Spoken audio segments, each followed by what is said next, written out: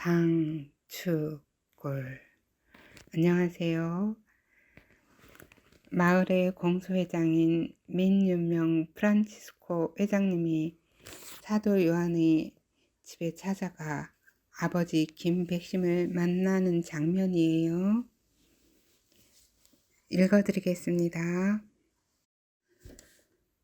개마대에 살고 있는 민윤명 프란치스코 공소회장이 찾아온 것은 요한이 나가고 없는 날이었다. 김 원장님 계십니까? 김백심은 민 회장의 목소리임을 알아듣고 얼른 방문을 열며 반겼다. 아이고, 민 회장님 어서 들어오세요. 진작에 오려고 했는데 이제야 찾아뵙습니다. 무슨 내가 먼저 가서 자식놈 인사시켜드려야 하는데 하도 마음이 심란해서 못 가고 있었습니다. 아이고, 그럼요. 그 고통이 얼마나 크시겠습니까? 아드님께서는 괜찮으십니까? 지도 낯짝이 있어 부끄러운지 저렇게 산으로 들러 싸돌아다니기만 합니다. 아, 요한 학사께서는 어디 나가고 집에 없군요. 아침에 동이 트기도 전에 나가더니 안즉 안 들어왔습니다. 오죽 마음이 힘들면 그러겠습니까? 시간이 좀 지나야 할 것으로 여겨집니다. 와서 얼마간은 죽은 듯이 밤낮으로 잠에 골아 떨어져서 깨어나지를 못하더니 웬만큼 잤는지 늦지막히 깨어나서는 지그 형하고 이런저런 말도 하고 하더니 요즘은 아이들이 찾아와 보채어 뭘 가르치는 모양입니다. 오늘 아침에는 기도가 끝나기가 무섭게 나가서 안즈까지 안 들어옵니다. 훈장님께서도 많이 힘드시지요? 다 부모가 못나서 그런 것이니 누굴 탓하겠습니까? 내 아픔이야 그놈 아픔만 하겠습니까? 늙은이가 덕이 부족해도 한참 부족한 듯 싶습니다. 너무 자책하지 마십시오. 자식 농사를 잘못 지었다 싶기도 하고 천주님 앞에 죄만스럽고 동네 사람들 얼굴 보기도 민망하고 그렇습니다. 우리 민 회장님께도 몹시 죄송합니다. 맨날 모여서 우리 요한이를 위해서 합성으로 신공 바쳐주고 하셨었는데 이제 지난 일보다는 앞으로의 일을 생각하는 게 좋겠습니다. 우리는 천주님의 깊은 뜻을 알지 못하니 보이는 것만 가지고 판단을 할 수는 없습니다. 우리 요한 형제님이 앞으로 무슨 일을 하게 될런지는 천주님만 아시니 말입니다. 너무 섣불리 생각하지 말고 믿음을 가지고 다시 천주님 앞에 매달리는 것이 좋겠습니다. 민 회장님, 우리 요한이가 철이 없는 건 사실입니다. 사실 늙은 나이에 얻은 아이라 위아래 구분 못하고 나대는 어리광을 죄다 받아주며 키워 그런 것 같습니다. 저놈이 허우대는 멀쩡한데 속이 덜 차서 어른이 못되어 쫓겨난 건 아닌가 싶기도 하고 별의별 생각이 다 듭니다. 그동안 저희가 기도해온 게 있으니 천주님께서도 좋은 쪽으로 인도해 주시리라 믿습니다. 민 회장님, 우리 한이놈이 뭘 잘못한 건 아닐까요? 훈장님, 저희들은 천주님의 뜻을 모르지 않습니까? 그러니 너무 낙심하지 마십시오. 그동안 우리의 목적을 위해서만 기도해 오다가 그 뜻이 안 이루어지니까 마치 주님의 뜻이 틀어진 것 마냥 생각하는 건 옳지 않은 것 같습니다. 사실 저도 우리 학사께서 목자의 길을 가지 못하게 되었다는 소식을 듣고 적지 않게 놀랐습니다. 처음엔 학사께서 천주님의 뜻을 거스른 게 있어 그리 되었나 싶기도 하였습니다만 우리는 아무것도 모릅니다. 그러니 너무 섣불리 생각하지 마시고 조금 더 기다려 보면 좋을 듯 싶습니다. 김백심은 한숨이 절로 나와 민 회장님 앞에 길게 숨을 몰아쉬었다. 그리고는 신세 한탄이라도 하듯이 이야기를 하였다. 네, 어려서 아버지 끌려가는 걸 보았고 형이 유배지로 끌려가는 걸 보았습니다.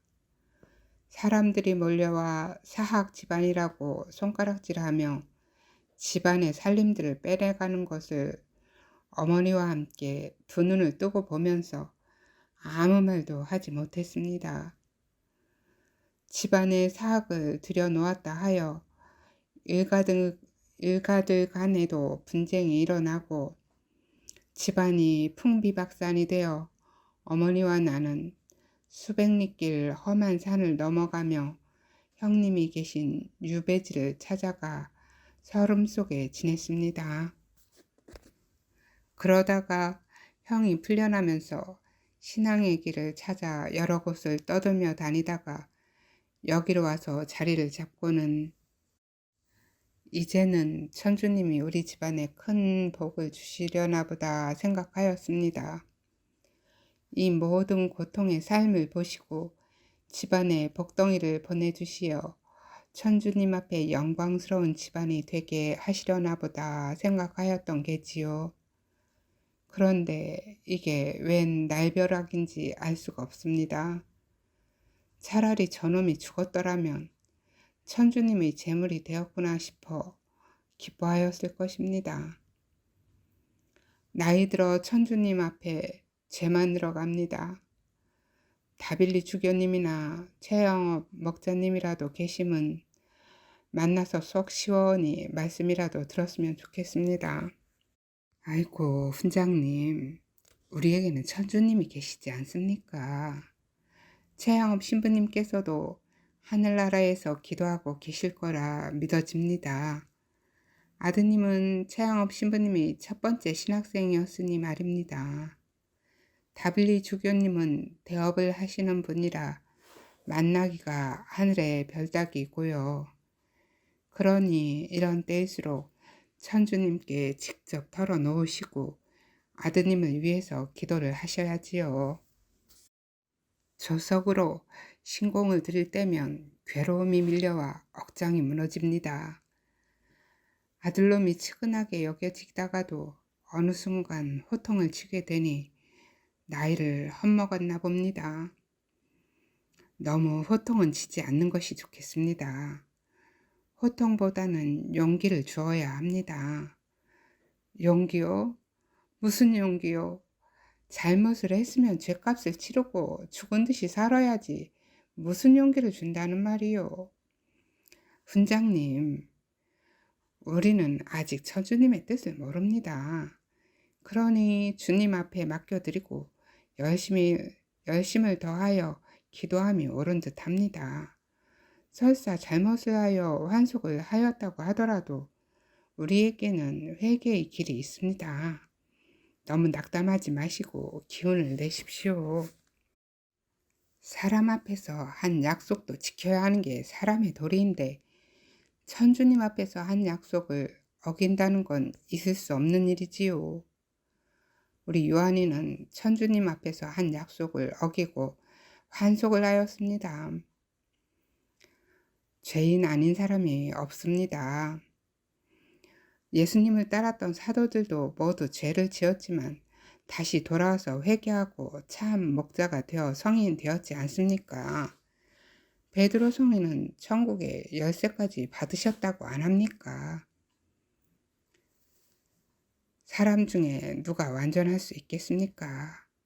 훈장님이 더 잘 아시지 않습니까?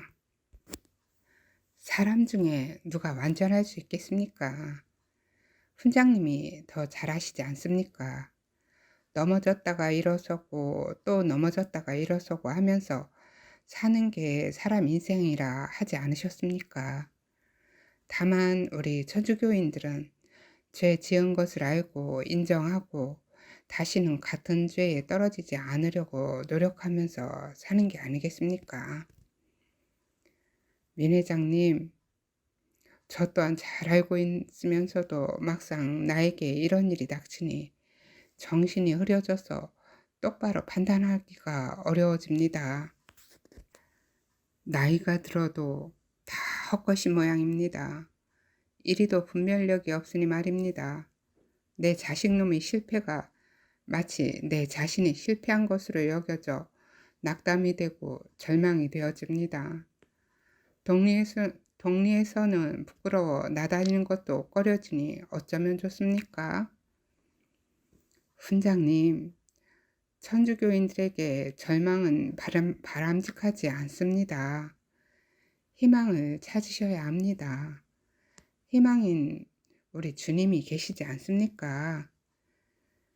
그런 걸 모르는 바가 아닌데도 참으로 얼굴을 들고 나다니기가 부끄러워 숨어 지내고 싶습니다. 참으로 저 자신이 가련하기 짝이 없습니다.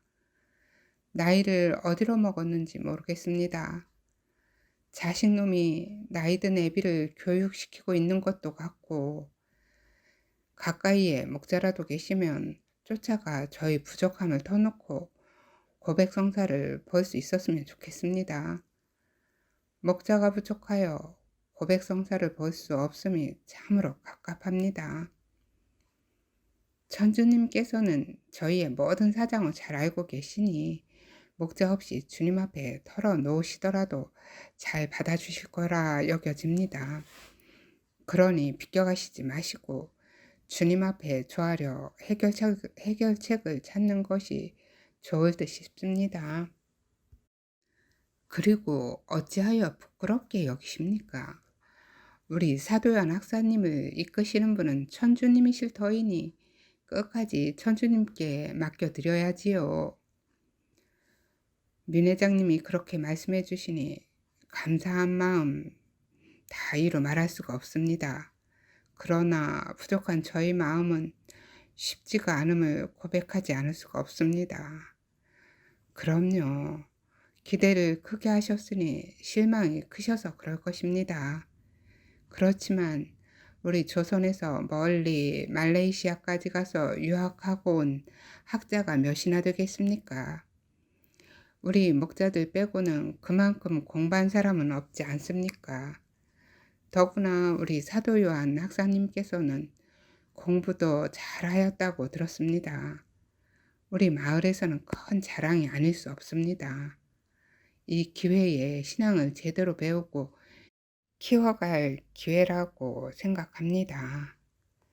요즘은 아이들의 수가 점점 늘은 데다가 영세를 받기 위한 어른들도 늘어서 교사가 필요하지 않습니까? 물론 훈장님의 두 큰아드님께서도 아이들 한글과 교리를 깨우쳐 주시고 계시기는 합니다만 천주님께서는 더 뛰어난 학문을 알려주시기 위해 우리 사도요한 학사님을 보내주셨나 싶기도 하고 그렇습니다. 목자가 못되고 온 놈이 무엇을 가르친다는 말입니까? 훈장님의 아들이니 그 피를 받아 더욱 잘할 것 같습니다. 민 회장님, 그렇게라도 된다면 이 늙은이 마음이 조금 놓일 것 같습니다. 모든 근심 걱정을 천주님께 맡기시고 편히 지내시길 빕니다. 또한 천주님의 뜻이 저희의 바람과 같기를 기도하겠습니다. 민 회장님께서 이렇게까지 신경을 써주시다니 참으로 감사합니다. 조만간 우리 사도요한 학사님 오시면 저희 집으로 들르라고 해 주십시오. 그렇게 하겠습니다. 살펴가십시오. 김백심은 민 회장을 보내고 마루에 앉아 삽장문 사이로 편갈라 놀이를 하고 있는 아이들을 바라보고 있다. 아이들은 활기가 넘쳐 펄쩍펄쩍 뛰기도 하고 함성을 지르기도 하며 놀이에서 승리를 하려고 애를 쓰고 있다. 저 놀이도 해가 지고 나면 누가 이기고 졌든 간에 끝을 내고 집으로 돌아갈 터인데 나도 너무 삶에 집착을 한 것은 아닐까 하는 생각이 든다. 칠순을 바라보고 있는 김백심은 너무나 오래 살았나 싶다. 어찌 이리도 순탄하지가 않다는 말인가. 아들을 베티로 보낸 지가 엊그제 같은데 이런저런 생각들로 머릿속이 복잡하기도 하고 과거의 일들이 되살아나면서 눈물이 되어 흐르기 시작하였다. 김백심은 지난 날들이 그냥 우연하게 있었던 일들이 아니고 주님께서 주신 은총의 날들로 여기며 살아왔었다. 삶이 모진 만큼 성숙할 수 있었고 천주님께 더 많이 의탁하며 살았던 날들이 힘이 되어 단단한 기초가 되어졌다는 것이 느껴지기 때문이었다.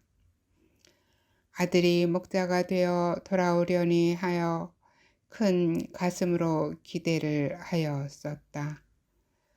조선 천주 교우들을 위한 목자가 되어 천주님의 대리자가 되어 돌아오려니 했는데 이 꼴이 되어 돌아오다니 참으로 막막하다. 아가, 내 자식아, 어찌 목자의 길 가지 못하고 실패를 하고 왔다는 말이냐. 내 가슴이 이리도 찢어지는데 너의 가슴은 얼마나 찢어지겠느냐. 늙어서 너를 얻어 천주님께서 크나큰 선물을 주셨구나 싶어 참으로 위로가 되었었다. 우리 집안의 고생이 헛되지 않았구나 싶어 그리도 좋아하였었는데 이게 웬일이냐. 나는 이것을 어찌 받아들여야 할지 모르겠구나. 내가 이럴진데 이놈은 얼마나 더할꼬. 김백심은 흐르는 눈물을 걷잡을 수가 없다. 누가 볼까 싶어 옷소매로 쓱쓱 문질러 대었다. 김백심은 최양업 신부님이 그립다. 신부님은 좀 더 계시지 않고 어찌 그리 일찍 가셨단 말입니까? 쓸모없는 제가 먼저 갔어야 옳았는데 이 늙은이는 쓸모없이 살아있으니 어쩌면 좋습니까? 김백심은 긴 한숨을 몰아쉬며 여전히 독백을 한다. 천주님은 이 조선에 꼭 필요한 우리 신부님은 데리고 가시고 쓸모없는 지는 아직 살아있게 하시니 무슨 뜻인지 모르겠습니다. 우리 신부님보다 이 늙은이는 2배나 더 길게 살았는데도 내놓을 공덕은 없고 죄뿐이니 어찌 부끄러워 주님 대전에 가오리까. 신부님 쌓은 공덕이 하도 크시고 높아 천주님 얼른 데리고 가셨고 저는 갚을 보속이 이리 많아 오래 사는 게 아닌가 싶습니다. 김백심은 최영업 신부님의 얼굴이 어른거렸다. 신부님, 당신이 뽑아서 목자의 길로 가라고 멀고 먼 타향으로 보냈던 그 아이가 실패를 하고 돌아왔으니 못난 아비가 되어 저는 뭐가 뭔지 모르겠습니다. 그 아이를 위해서 빌어주세요. 신부님, 여기까지입니다. 들어주셔서 감사해요. 내일도 기대해 주세요. 사랑합니다.